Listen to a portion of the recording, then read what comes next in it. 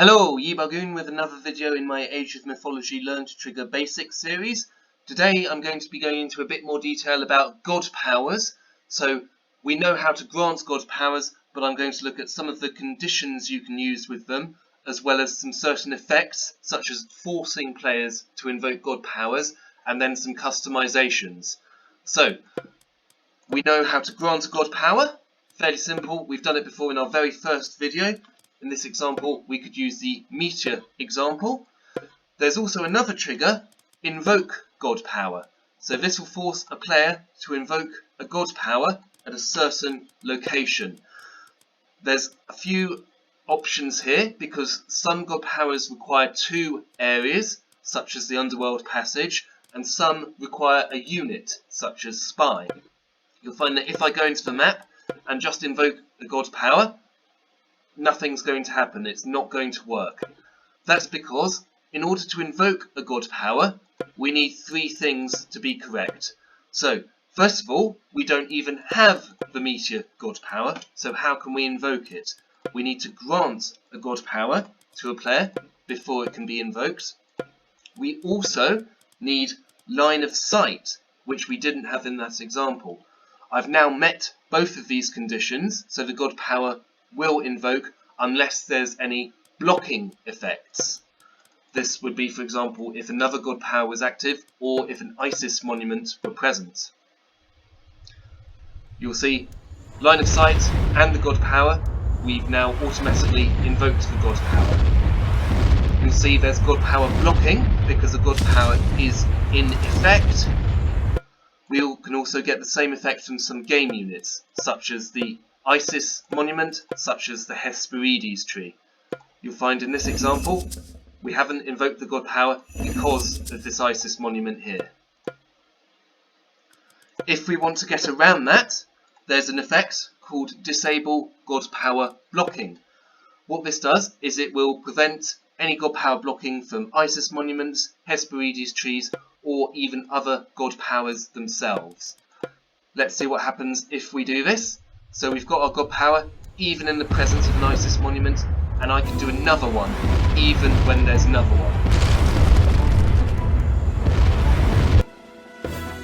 That's quite useful for god power spamming if you want loads of meteors at once. Next, we can do a few more tricks with the god powers. What if we look at some of the Atlantean god powers, such as Carnivora, which is called Audrey in this example here. I'm going to disable the Isis monument, so we're going to invoke our god power. You'll see the god power is recharging, so we're not able to invoke a second one. God power blocking doesn't get around this, unfortunately. There's a couple of ways that we can do it. First of all, the requirements for invoking god powers are slightly different with player 0, Gaia. So they need line of sight. They don't actually need to be granted the god power, and it ignores god power cooldown. So I can have 3 Audreys invoked without considering the recharge time of Gaia, just as long as Gaia has line of sight. If I'm testing this as Gaia, you'll see we've instantly got 3 Carnivoras. This can lead to some rather funky effects, such as being able to invoke the Tremor god power continuously on a unit without the cooldown. So if I loop this and invoke the Tremor Shockwave god power on my unit, Tremor normally takes 1 health off a unit, so it's going to fire as many times as this unit has hit points, and because it's firing in such rapid succession, it's going to create quite a funky effect here. You can see we've actually distorted the terrain here much more than the game would allow. Our Arcus is dead, so that's why the god power stopped invoking, because there's no target for that god power to be invoked on. This is how sometimes you can get some extreme elevation changes in some of your maps. You'll see if I were to playtest this in the editor, we've now got this extreme elevation in the editor, and if I try and raise it, it won't work because we've exceeded the default maximum, and it's just going to go to the default maximum. So you can see it's quite a lot higher than what we're normally used to there. Trying to smooth that out to erase some of the damage before we proceed. The other way you can get around the recharge, if you want it for a player that isn't Gaia, is use the God Power No Recharge effect. What this does is it cancels the recharge from any Atlantean God Powers, so when I've got this in effect, I'm able to invoke my Audreys as I please.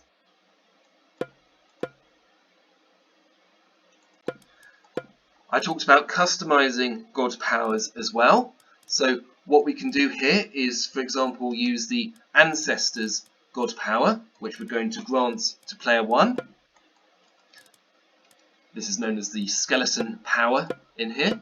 What we can also do is loop a change units in area and create a different unit instead of the skeletons that normally spawn. So if we're changing units in area looped from minions to, say for example, Yeeps with Pharaoh of Osiris XP, with a looping trigger, what we've essentially got here is a God Power that spawns lots of Sons of Osiris instead of skeletons, so it's a lot more powerful. These units are going to take the behaviour of the skeleton units, and this is implied even if we use change, even if we use transform. At the end of this God Power timer, all of these units will die. We can also use God Powers for status effects. So for example, we could use the Rain or Ragnarok God Power. Then there's another condition, God Power Active, that checks if the power is actually active. So this would fire continually for 16 seconds during the meteor storm, but for Rain and Ragnarok it only fires a few times. I'm going to use a non-looping effect to check the God Power. If I wanted multiple uses, what I'd normally do is loop it and add a timer of 1 second in there, just to prevent multiple firings. What this could do is it could grant God Power, it could do a message, it could do anything. So in this example I'm just going to use God Power On as an overlay text. So you'll find when we go to our scenario, player 1 invokes Ragnarok, we've got this text God Power On. If I grant myself that God Power again, even though I've got it, the condition isn't met because it's not active. If we activate it again, you see we've got that text there. This is useful in maps. Sometimes you can use it to give units timed abilities, such as temporarily increasing the number of arrows a unit can fire.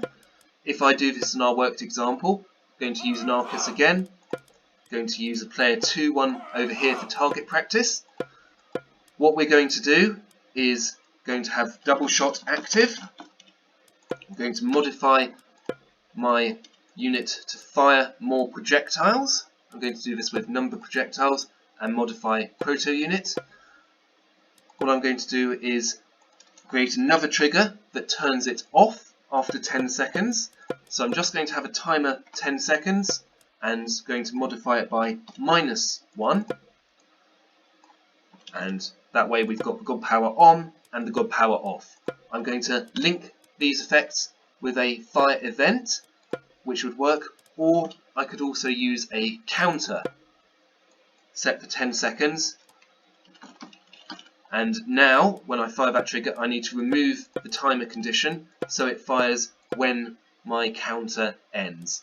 You could add in some sound effects as well, or some unit special effects as well. So just going to have a ding sound file there. I could create an effect on my unit. As I've said before, we can change it to a Titan Atlantean. What this does is it allows the creation of a Titan gate. So we change the unit back into the Arcus, and then we just change units in area because we can select Titan gate deads, making sure that the player is the same. Change it to a dwarf so it goes to the ground rather than being up in the air, and then change any dwarves into the effect of choice. For this one, could just use the hero birth, or Heaven Knight effect, so we've got a nice kind of golden ray on our hero when they invoke that god power. Let's see what happens. Burek is lost. Yuji. Commencing target practice with 1 arrow. Using my god power, Yuji. we've got the double shot active, and you can see there's 2 arrows there. Is lost. When that timer runs Yuji. out, Tilis Moke. we're only firing the 1 arrow. That's all I wanted to cover in God Powers today for basics. This should give you an idea of how you could customize your God Powers. There's a few caveats to be aware of, such as the God Power names, as I've alluded to in this video. Also, if you are going to use the Rain Power, you need to make sure that it ends instantly rather than lasting for the full duration, such as if an enemy has a town centre or farms active. Have fun playing. I'm looking forward to you telling me all the effects that you can come up with. I'll see you in the next video.